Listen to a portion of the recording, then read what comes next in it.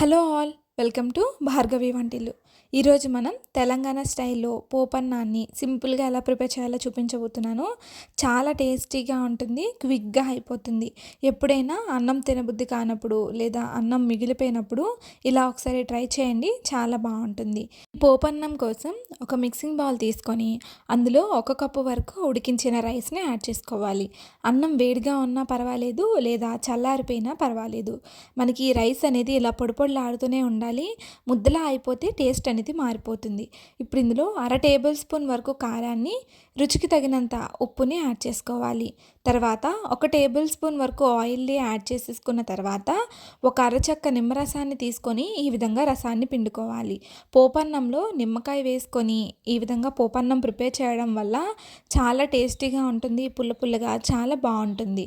ఇలా ప్రిపేర్ చేసుకున్న తర్వాత ఇప్పుడు ఉప్పు, కారం, పులుపు మొత్తం అన్నానికి పట్టేలాగా స్పూన్తో ఈ విధంగా కలుపుకోవాలి. చేత్తో కలపకండి, చెయ్యి అనేది మండిపోతుంది. స్పూన్తో బాగా కలిసేలాగా ఉప్పు, కారం మొత్తం రైస్కి ఈ విధంగా పట్టేలాగా మిక్స్ చేసుకోవాలి. ఇప్పుడు స్టవ్ మీద ప్యాన్ పెట్టుకొని ప్యాన్ హీట్ అయిన తర్వాత 1 టేబుల్ స్పూన్ వరకు ఆయిల్ని యాడ్ చేసుకొని 1/2 టేబుల్ స్పూన్ లేదా టేబుల్ స్పూన్ వరకు పోపు దినుసుని యాడ్ చేసుకోవాలి. ఇక్కడ నేను 1 టేబుల్ స్పూన్ వరకు పోపు దినుసుల్ని యాడ్ చేస్తున్నాను. తర్వాత 1 టేబుల్ స్పూన్ వరకు జీడిపప్పు పలుకుల్ని కూడా యాడ్ చేసుకుని ఫ్రై చేసుకోవాలి.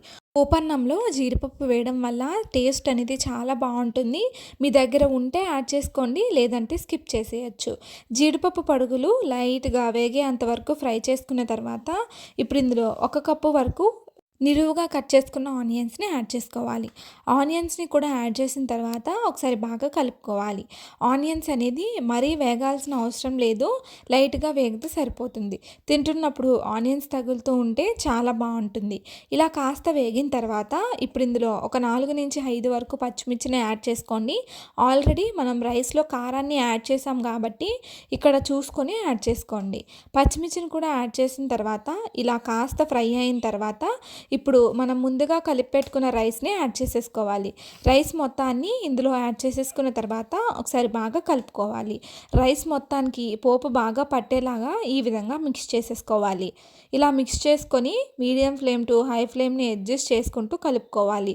మనకి రైస్ చల్లారిపోతుంది కాబట్టి రైస్ మొత్తం పూర్తిగా వేడయ్యేంత వరకు మనం అడ్జస్ట్ చేసుకొని కలుపుకోవాలి.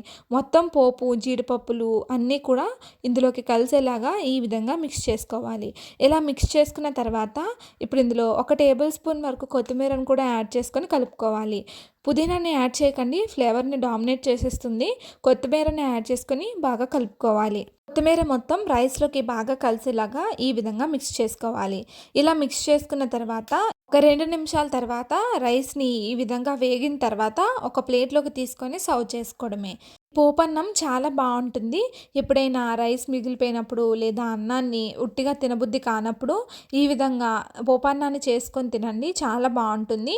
సైడ్ డిష్ ఏమీ అవసరం లేకుండా ఆనియన్స్ నేను సర్వ్ చేసుకుని తింటే చాలా బాగుంటుంది. ఈ రెసిపీని మీరు కూడా ట్రై చేసి మీ ఫీడ్బ్యాక్ని నాకు కామెంట్ చేయండి.